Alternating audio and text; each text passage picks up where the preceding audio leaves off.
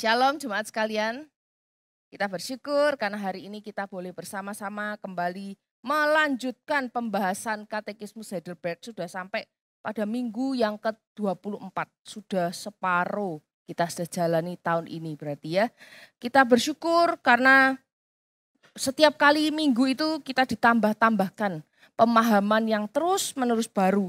Sehingga kita makin mengenal siapa Allah kita, siapa yang kita percaya dan bagaimana kita harus hidup sebagai orang percaya. Hari ini kita akan terlebih dahulu membaca firman Tuhan. Kita akan membaca dari Yohanes 15 ayat yang ke-8. Slide-nya ada di bagian agak terakhir. Kita akan membacanya bersama-sama Yohanes 15 ayat yang ke-8. Semoga terlihat ya. Apakah boleh ditampilkan? Oke, sebentar. Kita akan bersama-sama membacanya sebagai landasan perenungan kita pada hari ini. Saya akan baca dulu lalu nanti jemaat dipersilahkan membaca bersama-sama. Yohanes 15 ayat 8 berbunyi demikian. Dalam hal inilah Bapakku dipermuliakan, yaitu jika kamu berbuah banyak dan dengan demikian kamu adalah murid-muridku, kata Tuhan Yesus. Kita akan bersama-sama membacanya 1, 2, 3. Oh, Bapakku dipermuliakan banyak dan dengan demikian kamu adalah murid-muridku. Amin, demikian pembacaan firman Tuhan. Jemaat yang terkasih, guru sekolah minggu itu biasanya kalau opening gitu ya, pembukaan ketika pertama kali mengajar tuh ada satu pertanyaan favorit. Yaitu tanyanya tuh gini. Anak-anak masih ingat cerita minggu lalu? Gitu. Itu favorit betul ya, semua loso-loso rasanya pernah menanyakan pertanyaan itu. Sekarang saya tanya sama Bapak Ibu ya. Bapak Ibu masih ingat minggu lalu? Masih ya. Yang khotbah siapa? Kak Tanto, betul. Temanya apa? Iman. Betul, tapi masih kurang komplit ya, dibenarkan karena iman. Jadi setiap minggu tuh kita terus berlanjut dan minggu lalu kita telah sampai di dalam pernyataan yang tegas bahwa kita ini adalah orang-orang yang telah dibenarkan oleh iman. Setiap minggu kita juga diberikan pengertian bahwa keselamatan kita itu bukan oleh karena kita berjasa, bukan karena kita itu terlalu baik sehingga kita ini dipilih dan diselamatkan. Bukan karena usaha kita, bukan karena jasa kita, bukan juga menjadi ajang kita menyombongkan diri kepada orang lain karena kita merasa aku ini loh orang yang telah diselamatkan oleh Allah. Dan kita merasa bahwa kita telah beroleh anugerah surga. Ya bersyukur kalau kita punya itu. Tetapi ada banyak orang yang akhirnya salah persepsi tentang orang Kristen dengan mengatakan bahwa orang Kristen itu sombong. Kalau Kak Tanto kemarin bahasanya tuh, orang Kristen tuh kayak panitia sorga yang mengatakan bahwa hanya melalui Kristus sajalah bisa mendapat keselamatan. Padahal sebetulnya kebalik.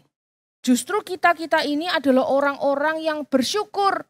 Karena kita ini sadar bahwa kita ini bukan orang yang pantas untuk mendapatkannya. Bukan sombong. Justru kalau orang Kristen merasa sombong, ini loh aku yang diselamatkan, aku ini loh yang mendapat janji surga, keliru. Justru kita merasa bahwa kita ini tidak layak. Tetapi oleh karena kasih, oleh karena anugerah Allah di dalam Kristus, maka kita ini bisa diselamatkan. Jemaat yang terkasih, pernyataan dan terus menerus kami hamba-hamba Tuhan terus tekankan. Supaya kita itu tidak hanya hidup ikut-ikutan saja, ya rutinitas kita mengikuti ibadah atau kita mengaku sebagai orang Kristen. Tetapi kita beroleh pemahaman yang tepat bahwa kita ini hidup sebagai orang percaya bukan karena kebaikan kita. Sekali lagi hanya sungguh melalui anugerah Allah di dalam iman kepada Yesus Kristus Tuhan kita saja kita menerima segala sesuatunya itu. Lalu ada orang juga yang bertanya, kok gampang kok enak orang Kristen itu nggak repot. Kalau orang yang lain di luar sana ada begitu banyak orang yang melakukan ini dan itu dengan harapan dirinya diselamatkan. Orang Kristen kok enak, kok gampang banget. Tinggal percaya beres. Tinggal percaya menerima janji masuk surga. Tinggal percaya tok diberikan anugerah keselamatan. Kok enak? Kan harusnya tuh amal dulu, baik-baik dulu hidupnya. Harus melakukan ini dan itu supaya orang lain itu seneng terus mendoakan kita yang baik-baik. Harus yang kayak sumbangan, kasih sumbangsih yang besar gitu loh. Supaya hidup kita ini seolah-olah bisa bermanfaat, berfaedah dan bersumbangsih di dalam keselamatan kita.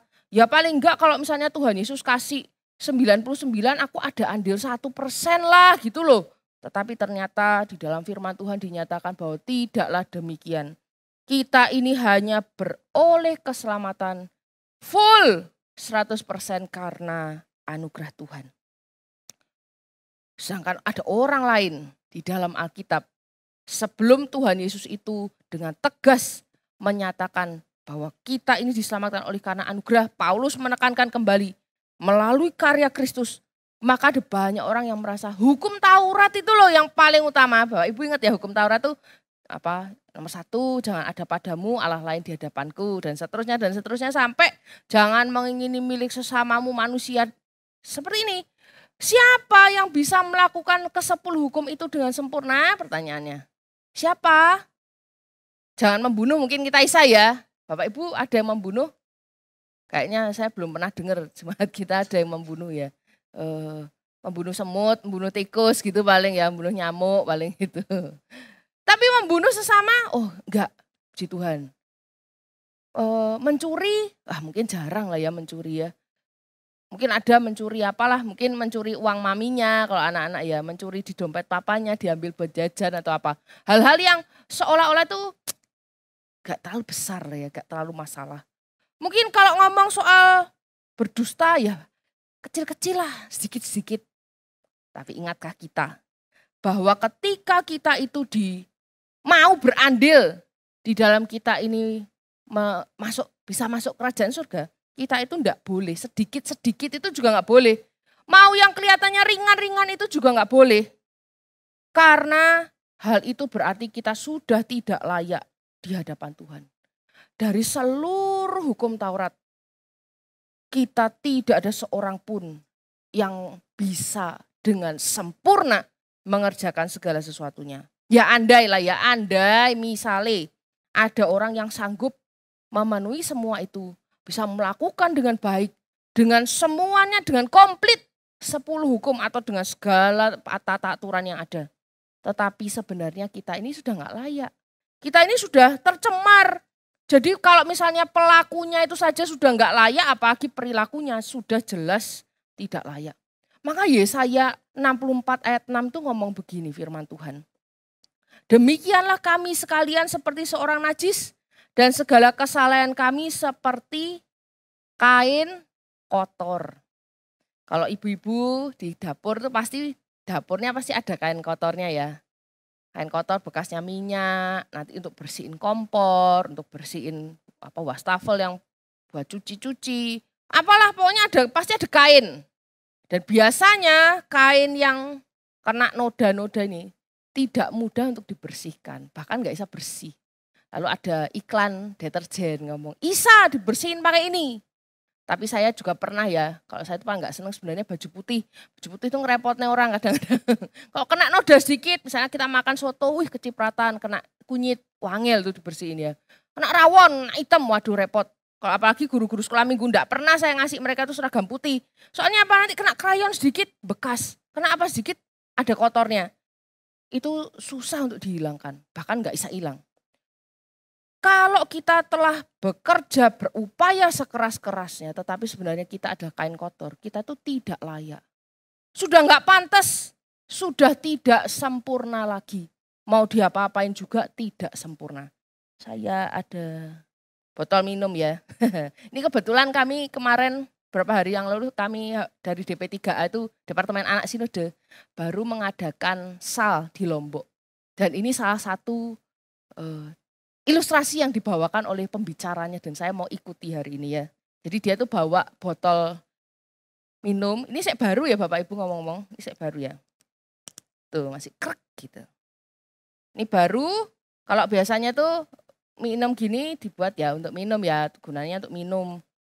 Tapi misalkan saya ini punya obat nyamuk, saya di sini suka digigit nyamuk, jadi saya bawa obat nyamuk untuk kayak autan dan sejenisnya gitu ya. Saya semprot sekali ya. Nah, dah. Wangi. Silakan. Mel. Kak Erin. Iya ya, kita padahal saya cuma semprot tuh Bapak Ibu aja nggak bisa lihat kan. Itu butirannya cuma seberapa doang. Ini dibandingkan dengan air mineral yang sebotol gini, kenapa nggak mau? Sedikit tok loh. Tadi kan kita ngomong, alah aku tuh membunuh nggak pernah loh. Ya mencuri dikit. Aku ini cuman ya bohong dikit. Nah ilustrasi ini menggambarkan Bapak Ibu. Kalau sedikit itu pun dianggap sudah cemar. Makanya ada pepatah yang mengatakan apa? Setitik nil. Nila setitik rusak susu sebelanga. Cuma sedikit tok. Cuma setitik aja. Semua jadi rusak. Itulah hidup kita. Lalu kita ngomong, ya sebenarnya itu karena lingkungan. Karena lingkunganku itu salah. Aku itu hidup dalam lingkungan yang kurang sip.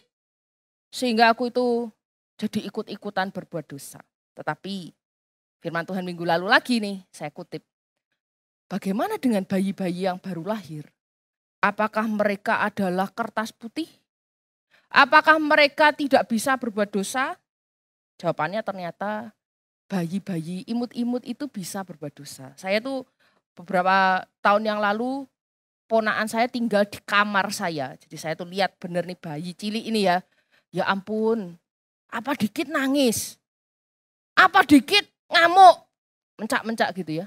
Apa dikit nanti kayak pura-pura gitu ya. Padahal nggak ngapa-ngapain dia bisa pura-pura kayak pengen apa gitu, pengen digendong pada katanya.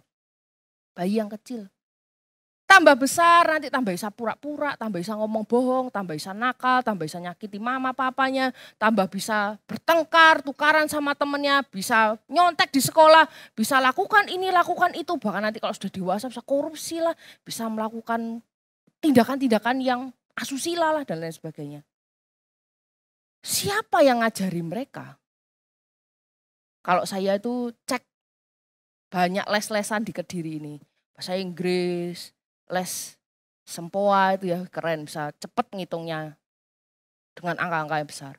Ada les karate, ada les balet, ada les ini, les itu, les ini, les itu. Gak ada tuh les terampil mencontek, gak ada ya. Anak-anak itu terwampil Bapak Ibu mencontek. Yang guru-guru pasti kerasa, guru itu kalah sama murid. Sekarang murid tuh begitu pandai untuk melakukan contek mencontek. Auto bisa kalau bahasa anak sekarang. Gak usah diajari, bayi kecil itu bertumbuh. Auto bisa melakukan ini dan itu. Kepada kita manusia, yang modelnya kayak gitu. Kita itu telah menerima anugerah. Kepada orang semacam kita yang model kita itu sudah dicemarkan oleh dosa. Sejak kita kecil pun sudah kelihatan bakatnya. Kita ini dianugerahi kebenaran oleh karena Kristus. Tema minggu lalu dibenarkan karena iman. Tok, iman apa sih? Iman kepada siapa? Iman kepada Kristus. Yang kita yakini hanya Dia sajalah yang sanggup membawa kita untuk menerima anugerah itu. Iman itu apa? Nah, ini iman ini disimpelkan ya. Untuk anak-anak sekolah minggu itu percaya. Dan mempercayakan diri. Mempercayakan hidup kepada Kristus. Bukan kepedean. Bukan merasa bisa. Bukan merasa mampu. Bukan karena ketaatan kita. Bukan hasil usaha kita. Bukan karena kinerja kita yang baik. Kita layak untuk mendapat itu semua, tetapi itu hanya oleh anugerah Allah kita bisa beriman. Kalau misalnya kita menganggap kebenaran yang kita terima, anugerah Tuhan, kita bisa yakin masuk surga itu adalah hasil usaha kita, maka itu semua berupa upah ya. Kalau misalnya kita punya pegawai yang sudah kerja keras, angkat-angkat barang, begitu berat terus kita kasih jen gitu. Kalau kerjanya nambah berat, kasih tambahan, kasih tip. Kalau misalnya kita melihat ada orang-orang yang merasa bahwa dirinya atau ya kita sendiri mungkin ya, yang merasa itu semua karena prestasi kita, karena kemampuan kita melakukan hal yang baik. Aku tuh begitu taat, coba toh cek absensi. Aku mana pernah toh bolos. Lalu ada yang berkata, aku tuh cuman gak ke gereja karena waktu aku sakit. Kalau gak kepepet aku pasti datang ke gereja, itu baik. Tetapi bukan itu yang membuat Allah memberikan dan menganugerahkan kepada kita keselamatan. Bukan karena itu. Semata-mata hanya oleh anugerahnya. Bapak Ibu jemaat sekalian, dibenarkan tuh ya, kata dibenarkan tuh berarti kalau depannya di itu apa? Berarti pasif apa aktif? Pasif ya, kalau anak-anak sekolah pasti tahu kalau di itu berarti pasif.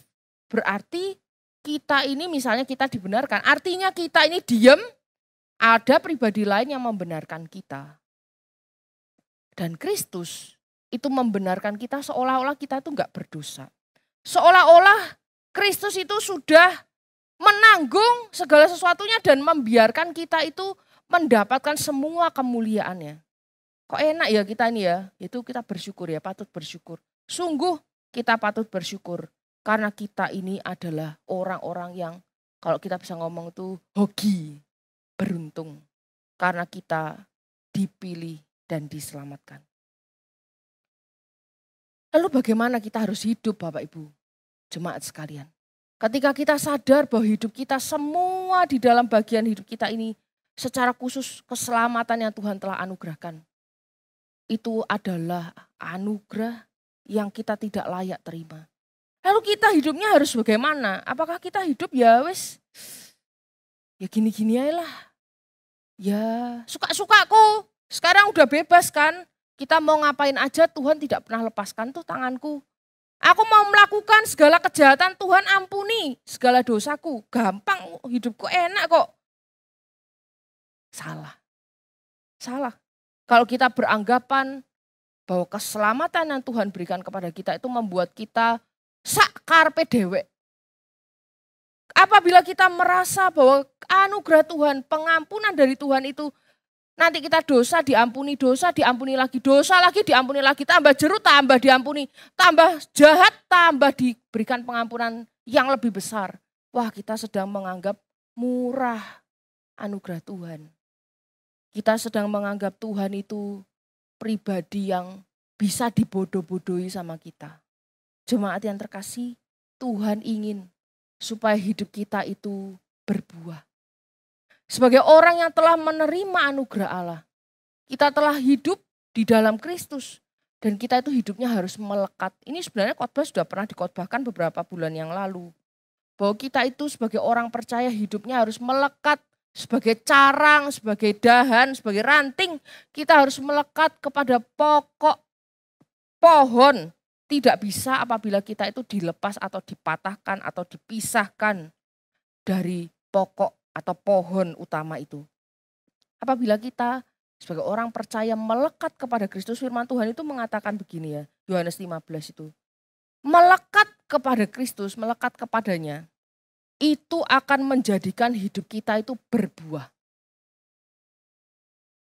Kita, kalau melekat kepada Kristus, sekali lagi kita akan berbuah. Sekarang kita udah berbuah belum ya? Coba dipikir-pikir ya. Aku sudah jadi Kristen udah berapa tahun? Hidupku berbuah apa nih selama ini? Apakah hidupku itu ya gini-gini aja? Apakah hidupku itu makin hari makin buahnya makin besar? Tadi itu lagunya guru-guru itu firman Tuhan ada di hatiku. Menyirami jiwaku. Berbuah. Gerakannya tadi tambah gede, tambah lama, tambah gede. Itu menggambarkan bahwa buah yang harus kita miliki itu makin hari makin harus terlihat.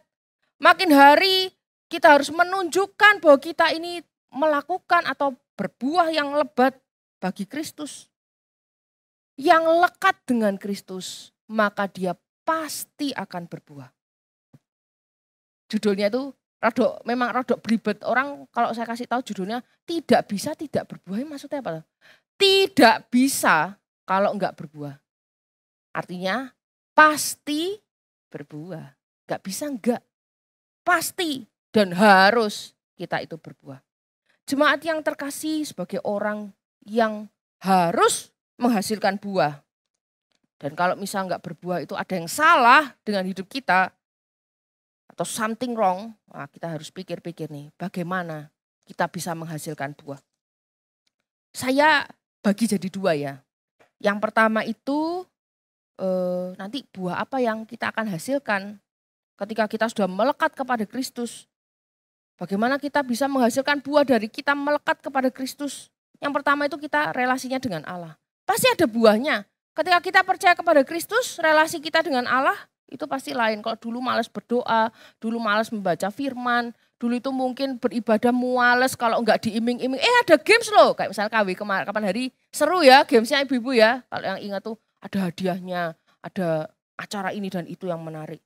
Andai kita itu orang yang sudah berbuah, itu kita punya relasi, kita punya pertumbuhan, kita punya buah yang terlihat di dalam relasi kita dengan Allah. Dan yang kedua, relasi kita dengan sesama. Buahnya itu juga bisa dinyatakan dan dirasakan oleh orang-orang di sekeliling kita.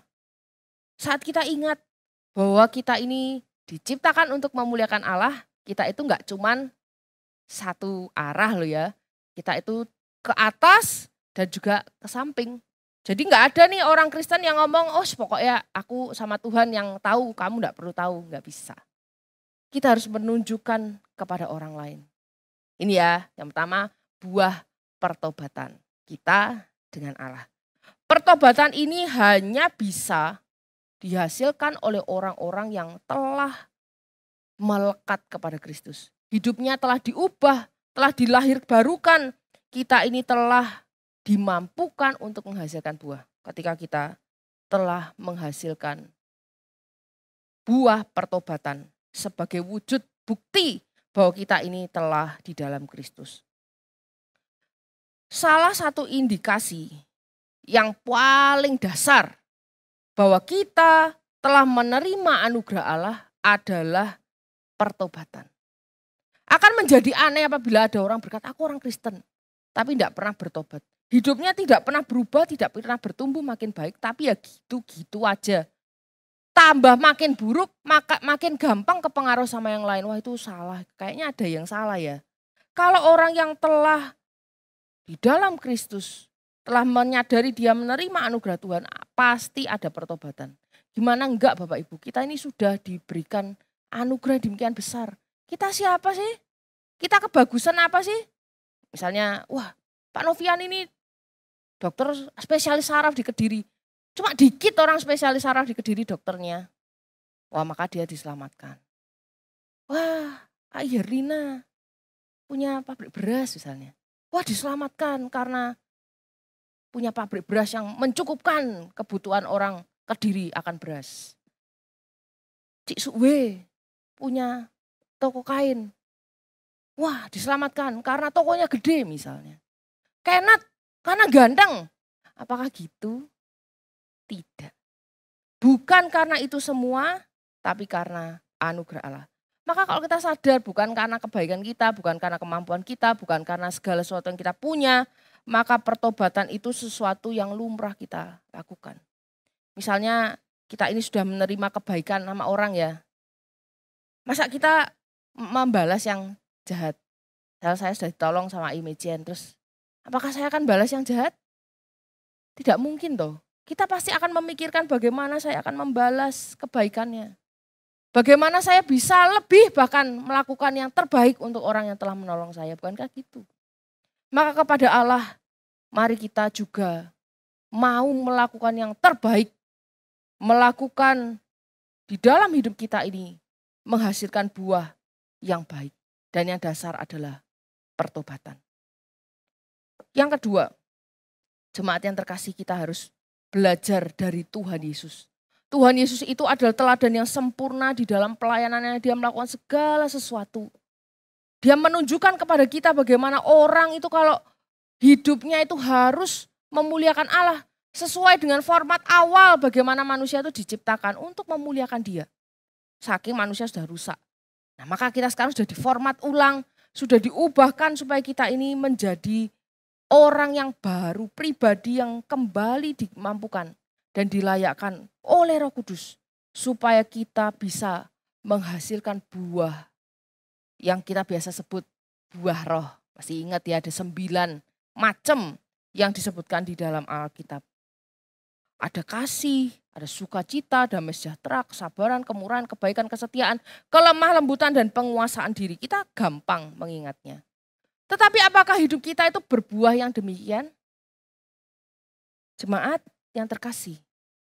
Kita kalau lihat di belakang ada pohon buah apa gitu ya. Ada bolonceng, ada apa tanamannya Pak Cicun ya. Itu di sana tidak mungkin pohon blonceng menghasilkan lombok gitu ya. Nggak mungkin itu pohon mangga tiba-tiba ada duren di atas. Kan kita tahu bahwa itu nggak mungkin kan ya. Buah A tidak mungkin menghasilkan, pohon A tidak mungkin menghasilkan buah B kan gitu. Dan sebaliknya, tidak mungkin bisa. Secara logika kita sudah tahu. Maka saat kita menjadi orang yang sudah di dalam Kristus, pastinya buah yang kita hasilkan itu sumbernya dari Kristus. Apabila yang keluar dari hidup kita itu tidak cocok, tidak sesuai dengan sumbernya, wah itu pasti ada yang salah. Jangan-jangan kita hanyalah orang-orang yang terpisah. Yang seperti ranting yang copot, seperti stop kontak charger kita itu ya. Charger kita nggak nyolok ke stop kontak, gimana bisa ngecas HP kita. Tidak sesuai dengan apa yang seharusnya dihasilkan. Maka kita yang sudah sadar menerima anugerah Allah, kita harus punya respon atas kasih dan kebaikan Allah. Yaitu melakukan perbuatan baik. Loh berarti tadi keliru dong. Berarti aku kalau mau selamat harus berbuat baik. Enggak ya, salah ya. Kalau berbuat baik itu bukan lagi untuk menerima keselamatan. Tetapi sebagai respon syukur. Sebagai respon terima kasih Tuhan, Engkau sudah mengasihi saya. Saya mau melakukan yang terbaik untuk Engkau. Supaya orang kalau lihat, itu akan melihat kemuliaan-Mu. Ada satu ayat firman Tuhan yang mengatakan bahwa kita ini adalah terang. Ya, kita itu adalah garam. Kalau terang itu ditutupi, gunanya apa? Kalau garam itu enggak asin, gunanya apa? Tetapi kita, orang percaya yang ada terang dan garam ini seringkali menutupi atau bahkan tidak menghasilkan itu semua. Maka firman Tuhan hari ini mengingatkan kita supaya kita itu berbuah. Perlihatkan, bukan pamer ya, itu beda loh ya, pamer sama menunjukkan itu beda. Ketika kita berbuah, itu supaya kita tuh nggak diem-diem, jadi orang Kristen tuh nggak diem-diem tok. Untuk aku tok, pokoknya aku tak tembok, cuman aku dan keluargaku yang tahu. Jangan, keluar. Misalnya di pekerjaan, saya tuh bersyukur ya beberapa kali dengar orang tuh ngomong gini, itu yang jadi bendahara itu orang Kristen loh, dipercaya di perusahaan itu. Oh ya dipercaya ya, wah orang Kristen dipercaya. Di perusahaan itu dinaikkan pangkatnya loh, soalnya orangnya rajin, kerjanya bagus. Wah orang Kristen, itu baik. Di rumah, di tengah masyarakat ada ibu-ibu PKK, saya tahu ada beberapa ibu itu pengurus PKK. Wah dipercayakan uang kas, dipercayakan mengkoordinir ini dan itu. Ramah kepada yang lain, jadi ini pengayom tetangga-tetangga, saling yang memperhatikan tetangga-tetangga. Wah saya bersyukur, kenapa? Karena melalui hidup mereka itu buahnya terlihat sebagai orang percaya. Yohanes 15 ayat 8 itu, dalam hal inilah Bapakku dipermuliakan, yaitu jika kamu berbuat banyak dan demikian kamu adalah murid-muridku. Ketika kita melakukan yang baik, ketika kita melakukan yang benar di hadapan sesama kita, bukan untuk hormat kita, bukan untuk dipuji orang, tetapi supaya Bapa di surga dimuliakan dan kita sungguh-sungguh layak disebut murid Kristus karena mengikuti guru kita yang agung. Di sekolah sebagai anak-anak sekolah pelajar, di tempat kuliah. Di rumah tangga dari ibu-ibu. Di tempat pekerjaan bagi Anda yang bekerja. Di lingkungan masyarakat bagi Anda yang terjun di tengah masyarakat.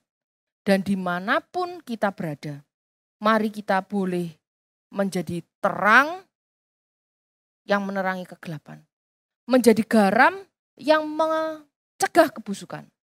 Dan kita menjadi orang yang berbuah, yang menyatakan ini loh orang yang di dalam Kristus. Sehingga kita boleh sadar bahwa kita tidak bisa tidak berbuah sebab kita telah di dalam Kristus. Termasuk di dalam pelayanan gereja Tuhan di tempat ini. Mari kita menunjukkan diri kita sungguh-sungguh adalah orang-orang yang telah menerima anugerah Tuhan. Mau urusan relasi dengan sesama pelayan Tuhan, sikap hati kita ketika disuruh pelayanan, ketika berhadapan dengan konflik, karakter kita ketika boleh dikeluarkan dan dinyatakan supaya ada karakter Kristus yang dinyatakan. Dan supaya hidup kita ini tidak menyakiti hati Allah, melainkan memuliakan Dia. Sehingga hidup kita ini sungguh-sungguh boleh menjadi rasa syukur yang hidup, yang sungguh-sungguh nyata di hadapan Allah kita.